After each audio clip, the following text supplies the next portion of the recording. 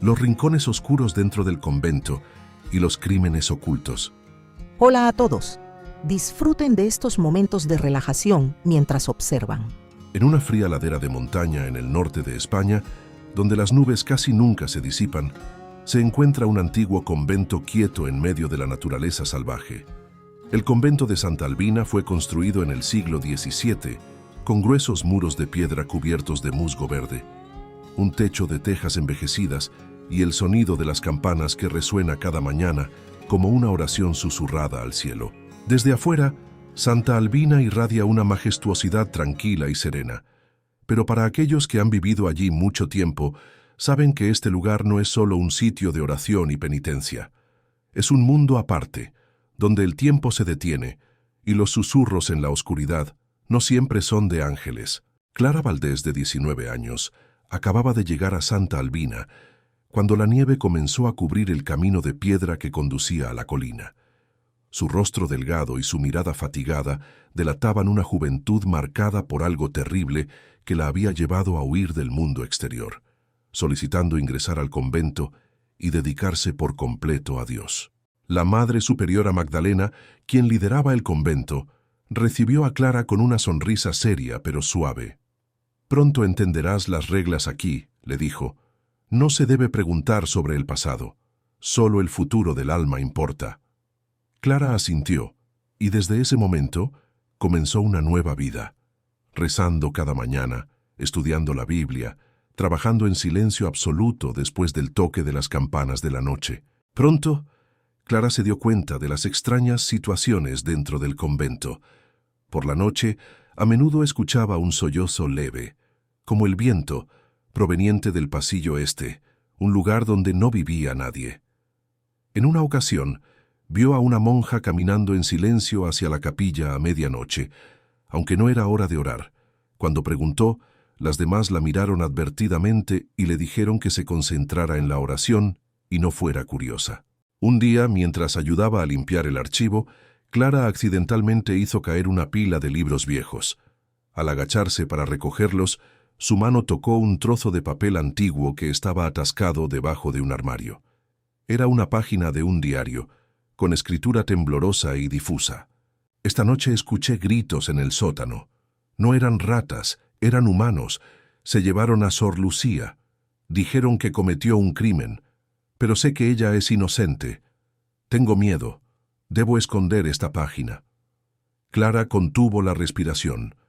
Dobló el papel rápidamente, lo escondió en su manga y pasó el resto de la tarde con el corazón latiendo desbocado. El convento tenía cerca de 30 monjas, pero solo una tomó la iniciativa de hablar con Clara. Sor Beatriz, una monja mayor, encorvada, con la piel arrugada, cuyos ojos parecían saberlo todo, pero nunca lo decían. «Debes tener cuidado», susurró Beatriz mientras las dos trabajaban en el jardín. «Santa Albina no es el paraíso que la gente cree. Es un lugar donde los secretos se entierran bajo el manto de lo sagrado». Clara la miró sin preguntar más, pero desde ese día comenzó a observar silenciosamente los sucesos que ocurrían a su alrededor, encuentros extraños, monjas que desaparecían de repente y la mirada cautelosa de la Madre Superiora cada vez que Clara se aventuraba más allá de las áreas permitidas. Una noche, cuando todos ya dormían, Clara salió sigilosamente de su habitación y se dirigió hacia la capilla. Algo la guiaba, como un llamado lejano. La luz tenue de la vela sobre el altar proyectaba la sombra larga de la estatua de la Virgen sobre la pared de piedra. Clara se acercó. Notó que el suelo detrás de la estatua estaba algo diferente, como si hubiera sido movido antes. Con un poco de esfuerzo, empujó suavemente. La estatua de la Virgen emitió un quejido pesado y reveló una pequeña puerta de piedra detrás. El corazón de Clara latía con fuerza. Miró a su alrededor y luego se deslizó hacia adentro, bajando por una escalera angosta que conducía al oscuro sótano. En una noche de principios de primavera, Clara regresó una vez más al sótano detrás de la estatua de la Virgen. Traía consigo una vela, un crucifijo y un cuaderno. Esta vez no solo para observar, sino para buscar lo que Sor Beatriz había mencionado, el que aún vive. Beatriz le había contado que, además de Lucía, Había otra monja, Sor Inés, que fue encarcelada pero no asesinada, sino olvidada en el nivel más profundo del convento, debido a que perdió la razón tras múltiples torturas psicológicas. Nadie hablaba de ella, nadie mencionaba el pasado, pero Beatriz creía que, si Inés seguía viva, ella poseía la clave para todos los secretos. Clara siguió el túnel secundario descrito en el diario de Lucía. Al final del camino, encontró una habitación húmeda, sellada por una capa espesa de polvo y telarañas. Cuando Clara empujó la puerta de hierro, una ráfaga de aire frío la envolvió. En la oscuridad, una figura pequeña se acurrucaba en la esquina de la pared, envuelta en una túnica rota, con el cabello blanco y largo.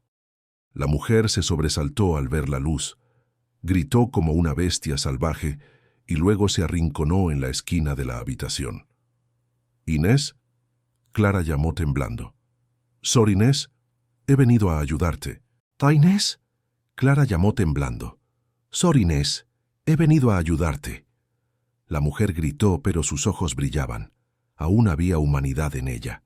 Clara se sentó, colocó lentamente el crucifijo frente a ella y comenzó a leer una parte de las Escrituras. En un instante la mujer se quedó en silencio. Luego comenzó a llorar, las lágrimas corriendo por su rostro desfigurado. No pudo decir mucho, solo palabras sueltas. La habitación de sangre, los niños, Padre Esteban, no es sacerdote, demonio vestido de santo. Clara apretó su mano y le prometió regresar.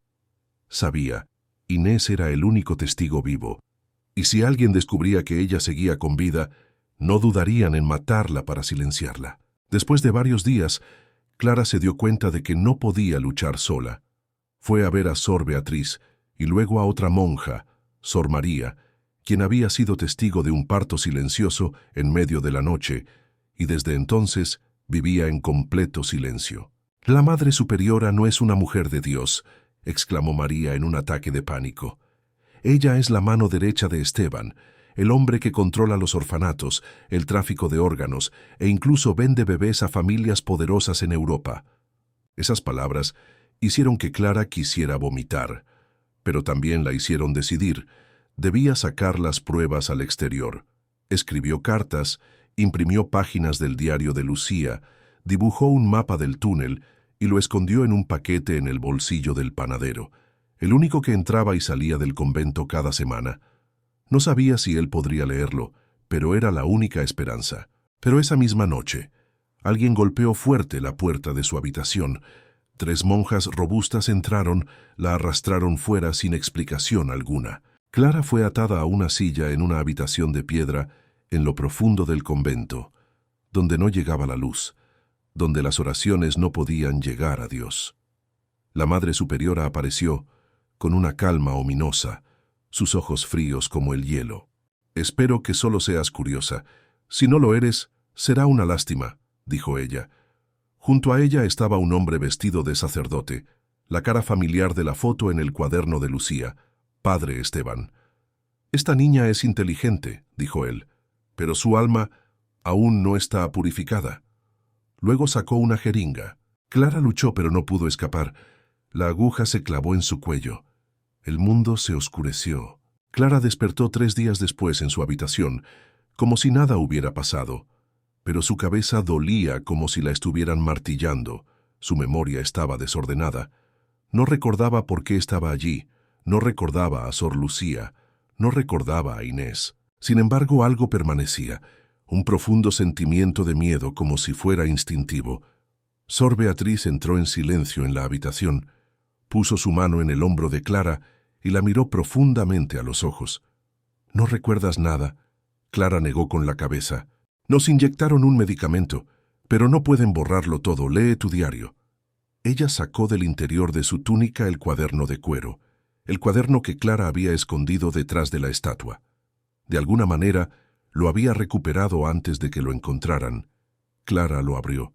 Como por arte de magia, los recuerdos comenzaron a regresar, los eventos, las conspiraciones, y hasta Inés. Cayó al suelo, llorando desconsolada. Esta vez Clara no solo quería revelar la verdad, quería destruir el convento. Comenzó a reunir a aquellos que compartían su dolor: Beatriz, María y una monja muda llamada Esperanza, quien había sido abusada por Padre Esteban cuando aún era una niña huérfana en ese mismo convento. El grupo comenzó a trazar un plan: grabar secretamente sus encuentros, colocar dispositivos de grabación en la habitación de Minomesim, Esteban y la Madre Superiora, y especialmente sacar a Inés del convento, la única que podía testificar ante la justicia.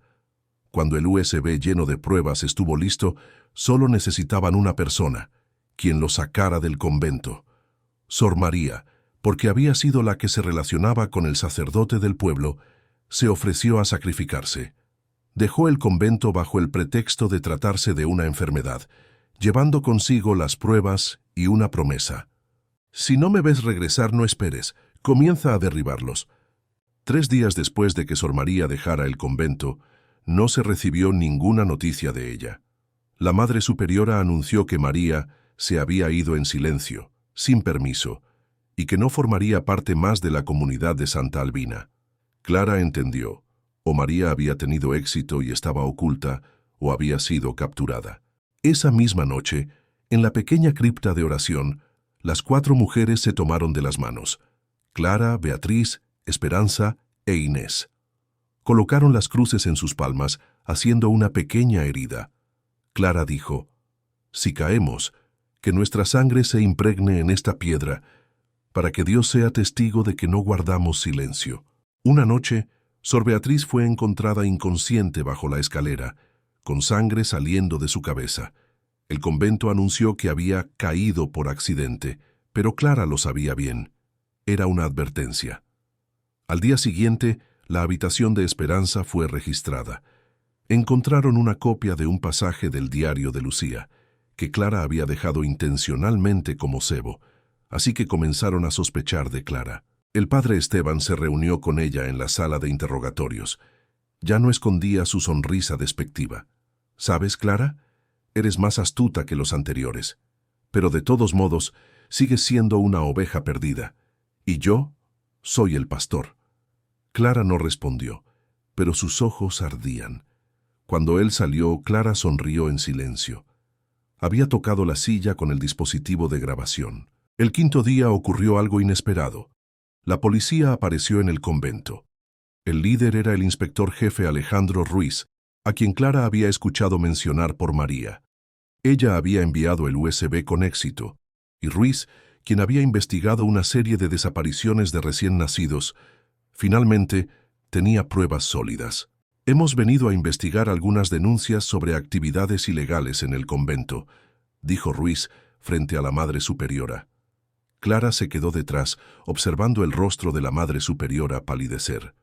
Pero ella permaneció tranquila. Este convento es un lugar sagrado. No pueden ensuciarlo con mentiras. Pero Ruiz mostró una orden de registro. Cuando abrieron el sótano secreto, todos quedaron en shock. Celdas subterráneas, pequeños esqueletos, recién nacidos enterrados en las paredes de piedra, cuadernos que registraban los nombres de los bebés vendidos, un armario con listas de parejas ricas que adoptaron niños, todos con el sello del convento. El padre Esteban fue esposado en el acto. Gritó: «No saben con quién se están metiendo. Puedo hacer que desaparezcan en una noche». Ruiz respondió fríamente: «Tenemos una orden de la Corte Suprema de Madrid. Ya no habrá desapariciones, salvo para aquellos que deben ser confinados en la oscuridad». Después de varias semanas, se celebró el juicio histórico. La prensa de toda España cubrió la noticia. La historia del convento Santa Albina, el paraíso convertido en infierno, estremeció a toda Europa. El padre Esteban fue acusado de violación de numerosas monjas, organizar una red de tráfico de recién nacidos, agresión y envenenamiento de testigos. La Madre Superiora fue acusada de cómplice y encubrimiento de los crímenes, retención ilegal de personas, uso de medicamentos para borrar la memoria de las víctimas. Sor Inés, la testigo viva, entró en la sala del juicio con el cabello rapado y una mirada decidida. Señaló a la Madre Superiora: «Dios no perdona a quien usa su nombre para proteger a los demonios». Toda la sala quedó en silencio. El padre Esteban Fue condenado a cadena perpetua, sin posibilidad de indulto. La Madre Superiora, debido a su avanzada edad, fue sentenciada a arresto domiciliario de por vida en una institución religiosa bajo estricta vigilancia, pero nadie la consideraba ya una sierva de Dios. El convento Santa Albina fue cerrado permanentemente, convirtiéndose en un símbolo de la hipocresía bajo el manto sagrado. Clara dejó el convento, no regresó a su hogar. Eligió vivir en Galicia y abrió un centro de apoyo para víctimas de abusos dentro de la iglesia, al que llamó Luz de Lucía, la Luz de Lucía. Beatriz vivió con ella hasta el final de su vida. Sor María, la heroína silenciosa, nunca fue vista de nuevo, pero Clara creyó. Ella había sido llevada por Dios, como parte de la luz que ninguna oscuridad podía ocultar. Inés se recuperó gradualmente. En las tranquilas tardes a menudo susurraba. Finalmente las oraciones fueron escuchadas. Después del juicio, Clara pensó que podría dormir en paz. Pero las pesadillas seguían visitándola cada noche. El llanto de los bebés en el sótano, la imagen de Lucía colgada en el aire, el rostro de Padre Esteban sonriendo con desprecio en la puerta de la capilla.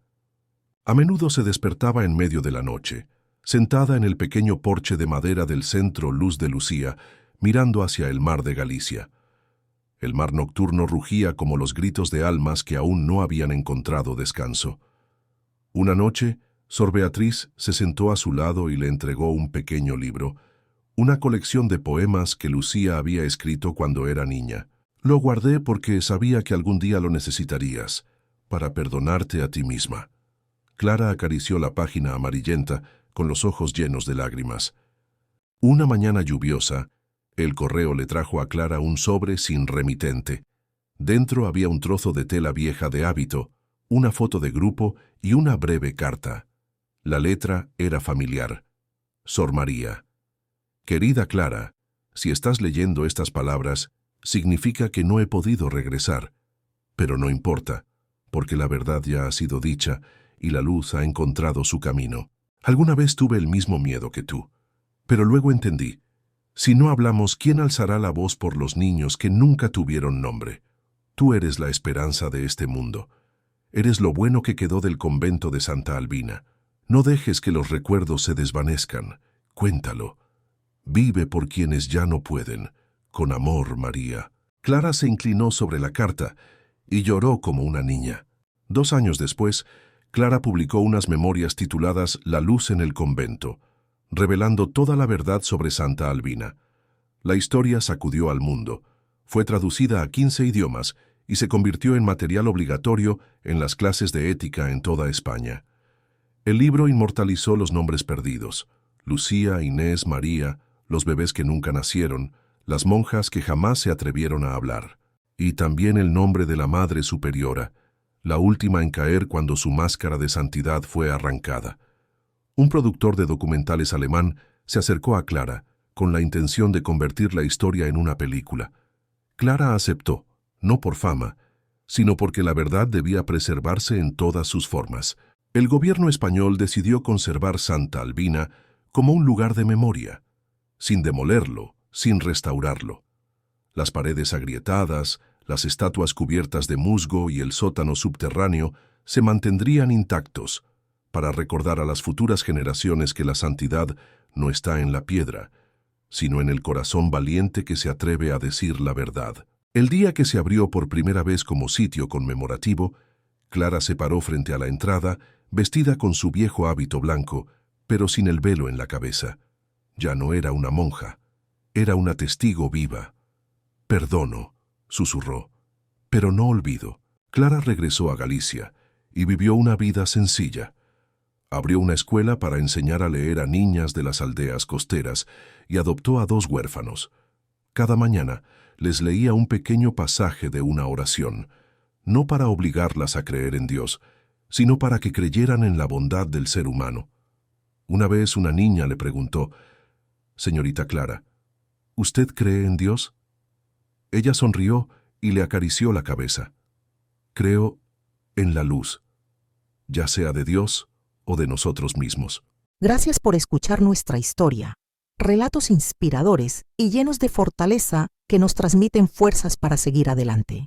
Que Dios los bendiga.